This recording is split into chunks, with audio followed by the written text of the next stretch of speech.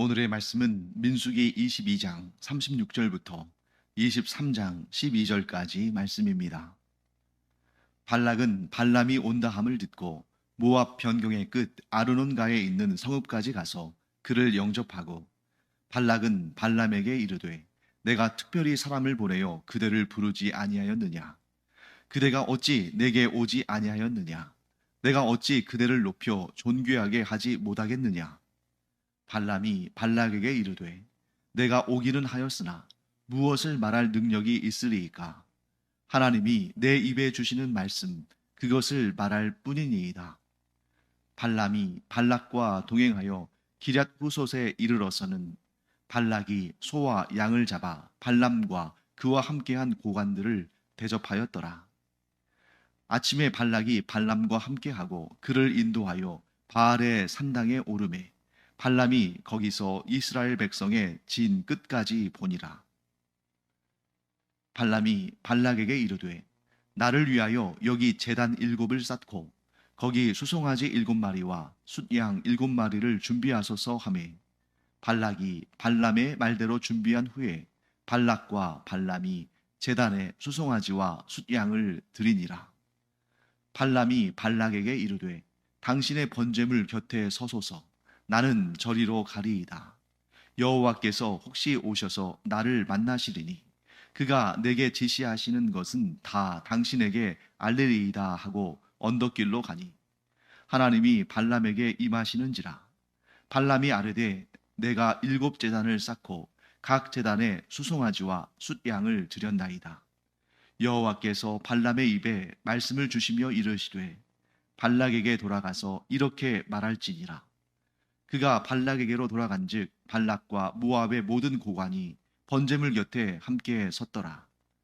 발람이 예언을 전하여 말하되 발락이 나를 아람에서 모압 왕이 동쪽 산에서 데려다가 이르기를 와서 나를 위하여 야곱을 저주하라. 와서 이스라엘을 꾸짖으라 하도다. 하나님이 저주하지 않으신 자를 내가 어찌 저주하며 여호와께서 꾸짖지 않으신 자를 내가 어찌 꾸짖으랴.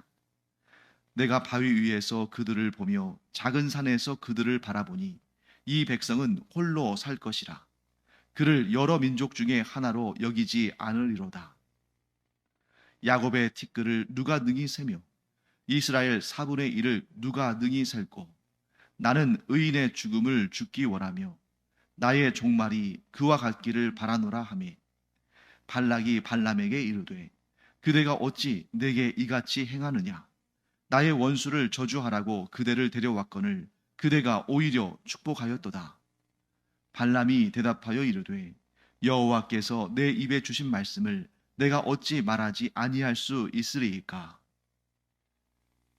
발락은 모압 왕 발락은 발람이 지금 모압 지경으로 들어오고 있다는 소식을 듣고 국경지대, 즉 모압 변경에 있는 아르논가에 있는 성읍까지 나가서 발람을 맞이합니다. 두 가지 이유가 있겠죠.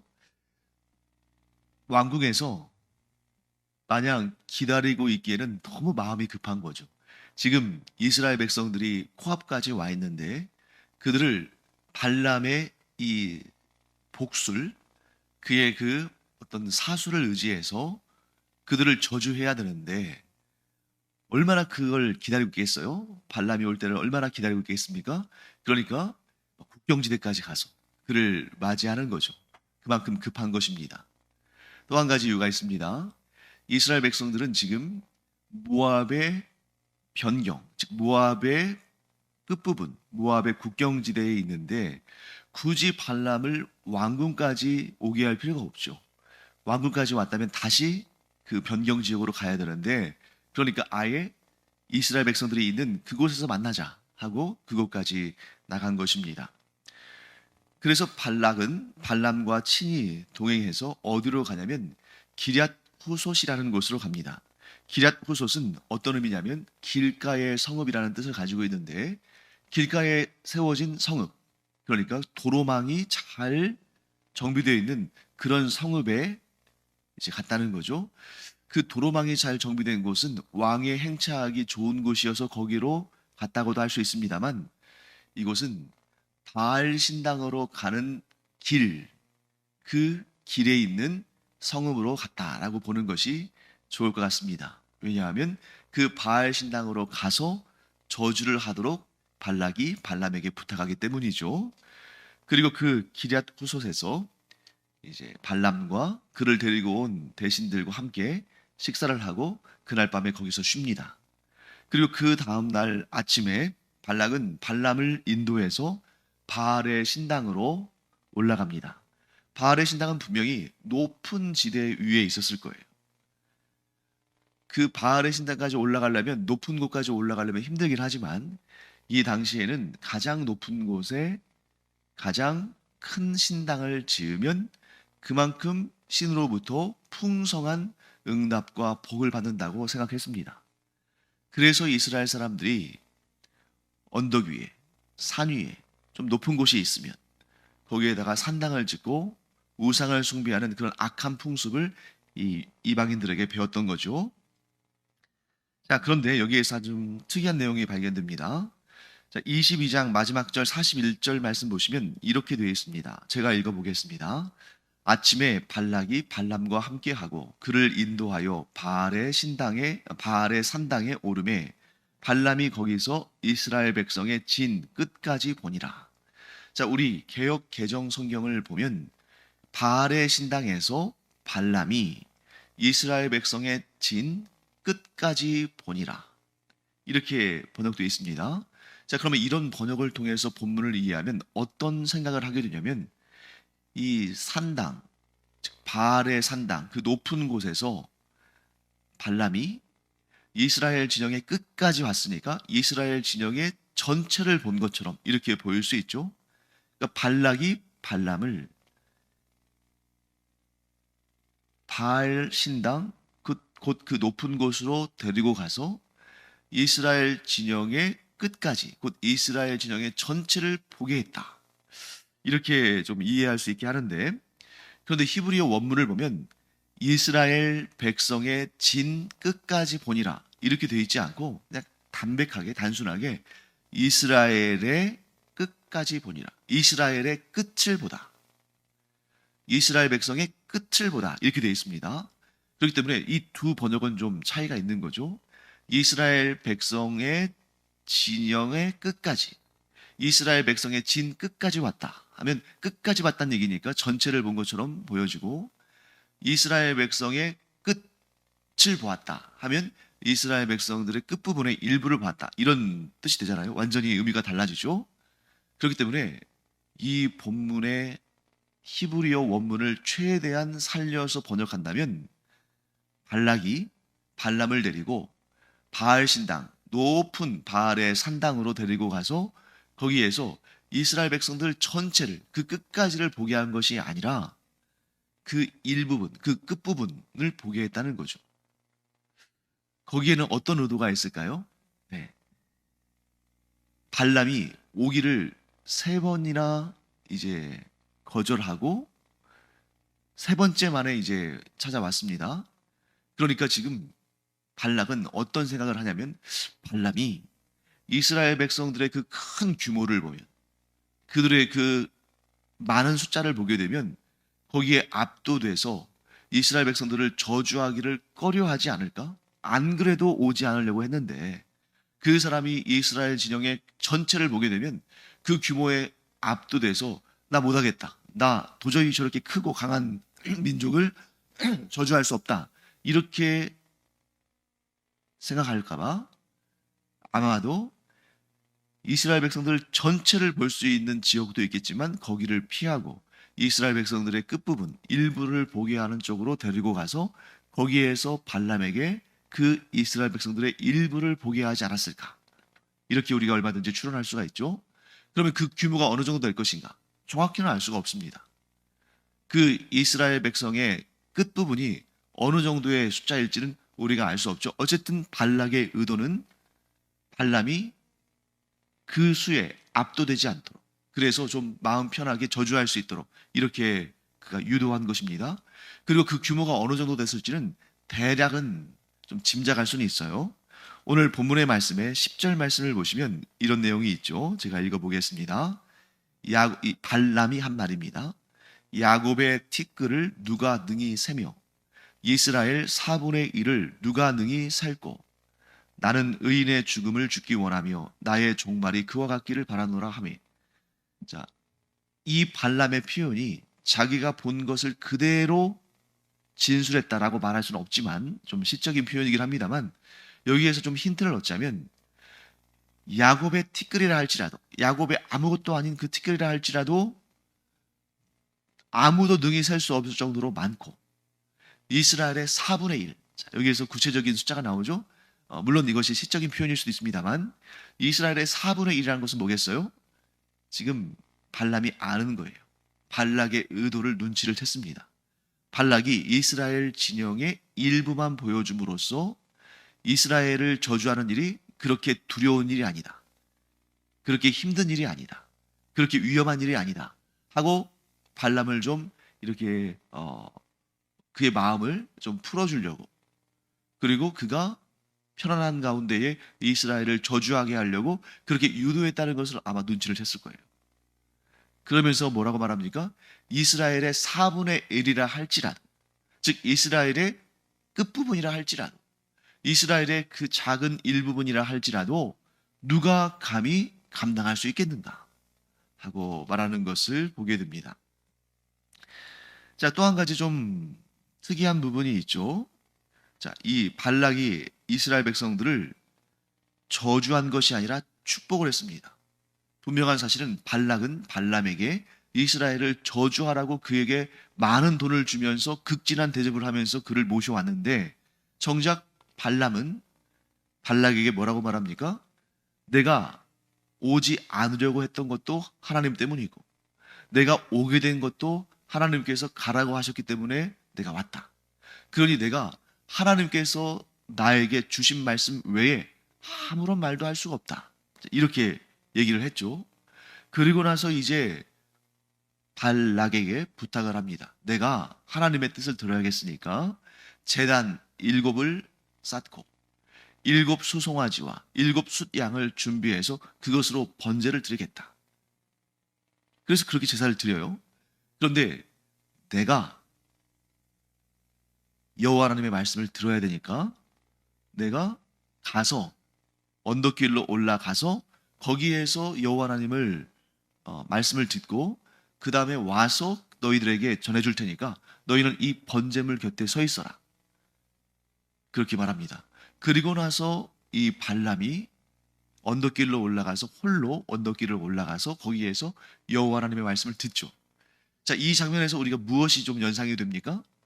이스라엘 백성들이 시내산에 도착했을 때 그들이 감히 하나님의 임재하심, 하나님의 그 산에 임재하심이 두려워서 올라가지 못할 때 오직 모세만 시내산에 올라가서 하나님을 만나고 하나님의 말씀을 듣고 하나님께로부터 율법을 받아서 내려오는, 또 증거의 두 돌판을 받아서 내려오는 그런 모습이 연상이 되는 거죠. 발람이 모세는 아니지만, 모세와 같은 선지자는 아니지만, 그러나 지금 이 순간만큼은 여호와 하나님의 말씀을 대언하는 자로서 이곳에 있는 것입니다. 그래서 이 발람이 언덕길을 올라가서 여호와 하나님의 말씀을 듣고 내려와서 그 바알의 산당에 있는 모압 왕 발락과 그 대신들 앞에서 이렇게 말하죠. 그런데 그 내용이 그들이 원했던, 발락과 그 대신들이 원했던 이스라엘을 향한 저주의 말이 아니라 이스라엘을 축복하는 말이었습니다. 그래서 이제 이런 내용이 나오는 거죠. 8절 말씀, 하나님이 저주하지 않으신 자를 내가 어찌 저주하며 여호와께서 꾸짖지 않으신 자를 내가 어찌 꾸짖으랴.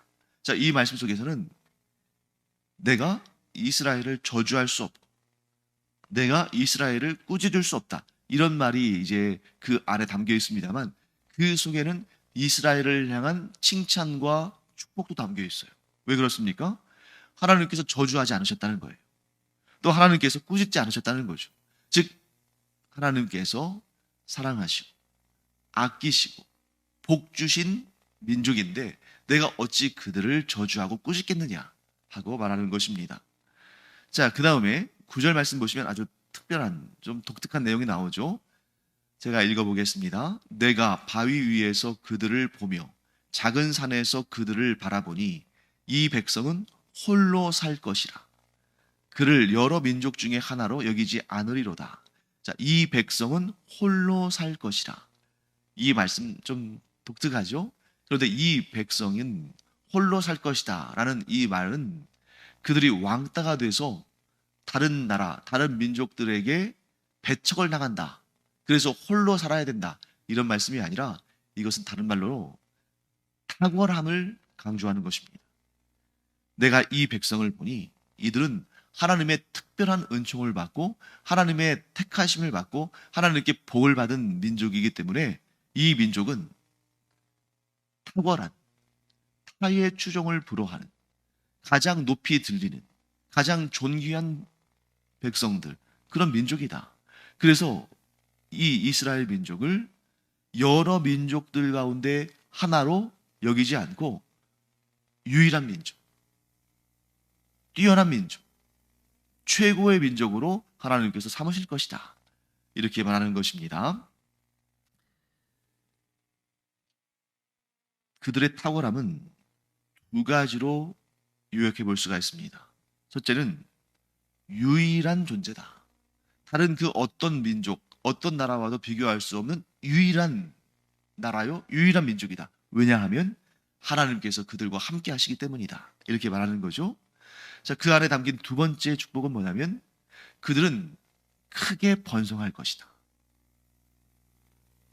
지금 발락과 발람이 하는 말을 우리가 좀 대조해 볼 필요가 있습니다. 그들의 태도를. 발락은 어떻게 해서든지 간에 이 이스라엘을 작게 보이게 하려고, 그래서 발람으로 하여금 그들을 너무 두려워하지 않고 마음껏 저주할 수 있도록 어떻게 해서든지 간에 이스라엘 백성들을 작게 보이려고, 그래서 발람의 말에 의하면 티끌처럼 보이도록 하려고 이스라엘 백성들이 한 4분의 1 정도만 보여주는 그러한 의도를 가지고 있지만, 발람은 도리어 하나님의 말씀을 듣고 온 다음에 뭐라고 말합니까? 이스라엘의 티끌이라 할지라도 아무도 감당할 수 없다.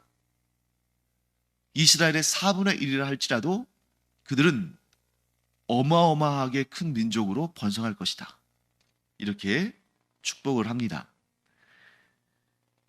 이스라엘을 과소평가하게 하는 발락과 아무리 작게 보이려 한다 할지라도 반드시 하나님께서 그들에게 복을 주시고 그들을 번성하게 하실 것이다 하는 발람의 축복, 어느 쪽이 승리할까요? 발람이 승리합니다. 왜냐하면 그는 하나님의 뜻을 받아서 그대로 전달했기 때문입니다. 그래서 하나님께서 복을 주시면 아무리 세상적으로 볼 때 작아 보이고 또 세상이 아무리 과소평가하고 아무리 저주하고 공격한다 할지라도 하나님께서 함께 하시고 하나님께서 복을 주시면 아무도 그들을 감당할 수 없다. 심지어 티끌과 같은 혹은 4분의 1만 되는 그러한 규모라 할지라도 하나님께서 그들과 함께 하시면 반드시 그들은 탁월하게 되고 번성하게 된다 하는 것을 보게 됩니다. 그 얘기를 들은 발락은 어떻게 하겠어요? 당연히 반발하죠. 불평을 쏟아냅니다. 그 내용이 11절과 12절에 나오는데 제가 한번 읽어보겠습니다. 발락이 발람에게 이르되 그대가 어찌 내게 이같이 행하느냐? 나의 원수를 저주하라고 그대를 데려왔거늘 그대가 오히려 축복하였도다. 발람이 대답하여 이르되 여호와께서 내 입에 주신 말씀을 내가 어찌 말하지 아니할 수 있으리이까? 발락은 정말 기분 나쁘겠죠. 어쩌면 발람이라는 그러한 사람을 필요로 하지 않았다면, 발람을 대체할 수 있을 만한 인물이 있었다면 이 자리에서 발람을 죽였을 수도 있습니다.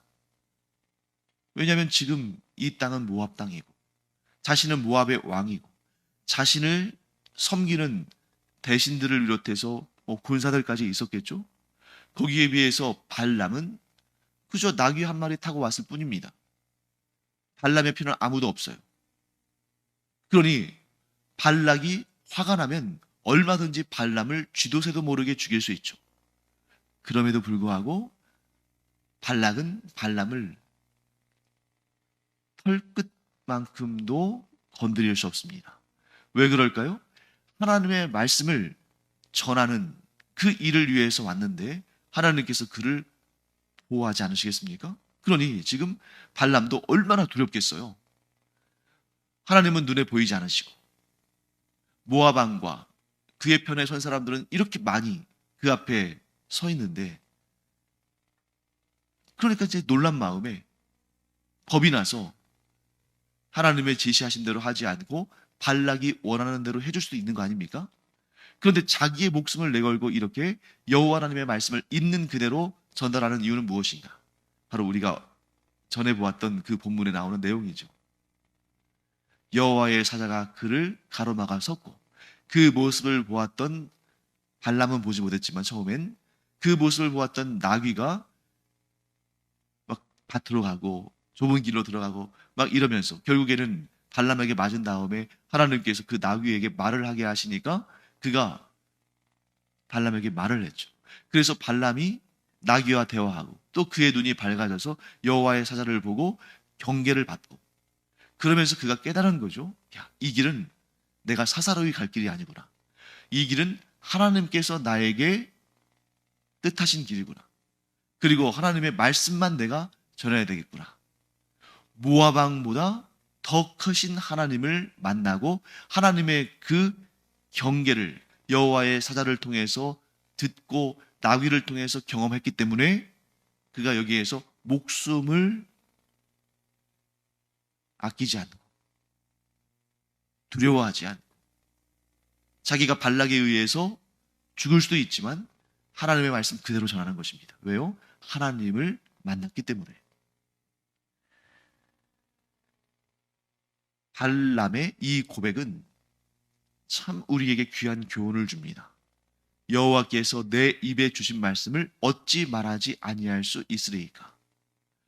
우리는 여호와 하나님의 말씀을 받은 사람들입니다. 그래서 성경을 통해서 여호와 하나님의 말씀을 우리가 많이 읽고 공부하고 깨닫고 알고 있죠. 그런데 우리가 살아가는 이 세상 가운데는 때로는 내 욕심 때문에, 때로는 두려움 때문에 여호와 하나님께서 나에게 분명히 주신 그 말씀들, 이 성경에 담겨 있는 하나님의 뜻을 잠깐 내려놓거나 감추거나 외면하고 세상의 방식대로, 즉 욕심을 채우고 자기의 이름을 높이고 몸의 쾌락을 위해서 살아가라고 하는 이 세상의 유혹 가운데에 하나님의 말씀보다 이 세상의 즐거움을 따를 때가 있다는 거죠. 그러나 하나님께서는 발람을 통해서 우리에게 말씀하시는 것입니다. 세상의 쾌락과 세상을 두려워하는 마음을 내려놓고 너는 부르심을 받은 그 자리에서 하나님의 말씀을 순종하며 살아가며 하나님의 말씀을 전하며 살아가는 그런 사람이 되라. 이게 우리에게 주시는 메시지죠. 그래서 이 발람의 모습을 통해서 우리는 신약 성경에서 보게 되는 이 장면을 떠올리게 됩니다. 유대의 그 악한 사내들인 공의회 회원들이 그들이 자신들의 권력과 자신들의 그 악한 의도로 말미암아 사도들을 괴롭히고 특히 이 베드로와 요한을 붙잡은 다음에 그들을 매로 치고 다시는 예수 그리스도에 관한 일을 사람들에게 말하지 말라 하는 협박을 들었음에도 불구하고 그때 베드로와 요한이 뭐라고 말합니까? 우리가 하나님을 기쁘시게 하랴 아니면 사람들을 기쁘게 하랴, 우리가 사람들을 기쁘게 하랴 하나님을 기쁘시게 하랴, 이런 말을 반복적으로 합니다. 뭘 의미합니까? 사람들을 기쁘게 한다면 사람들에게 환영받고 경제적인 이익도 얻게 되고 또 사람들에게 또 높임을 받는, 사람들로부터 인정을 받고 인기를 모으는 그런 사람들로, 그런 인생으로 살 수도 있겠지만 우리는 그럴 수 없다는 거죠. 내가 공격을 당하고, 내가 저주를 받고, 내가 업신여김을 당하고, 내가 이익을 취하지 못한다 할지라도 하나님을 높이는 삶, 하나님의 말씀을 전하는 삶, 하나님의 뜻대로 사는 삶, 이것이 나의 본분이다. 사랑하는 성도 여러분, 이 베드로와 요한의 고백, 그리고 이 구약 성경의 발람의 고백이 우리의 삶의 중심이 되고 흔들리지 않는 기준이 되고, 그래서 우리가 하나님을 영광스럽게 하며 하나님의 말씀에 순종하며 그 하나님의 말씀과 그리스도의 복음을 선포하는 그런 삶을 살기를 간절히 축원합니다. 그런 사람을 하나님께서는 발락에게서 발람을 보호하신 것처럼 이 거친 세상 가운데서도 항상 보호하시고 인도하시고 복 주시고 상 주실 줄 믿습니다. 기도하겠습니다. 하나님 감사합니다. 오늘 발람이 하나님을 만난 사람으로서 발락 앞에서 두려움도 있고 또 재물에 대한 욕심도 있었겠지만 그 모든 것을 내려놓고 하나님의 말씀대로만 선포한 것을 보게 됩니다. 저희도 이 거친 세상, 이 두려운 세상을 살면서 오직 하나님의 말씀에 순종하며 하나님의 말씀에 인도하심을 받으며 하나님의 말씀을 선포하는 그런 삶을 살게 하여 주시옵소서. 감사드리며 예수님의 이름으로 축복하며 기도합니다. 아멘. 기도하는 시간입니다.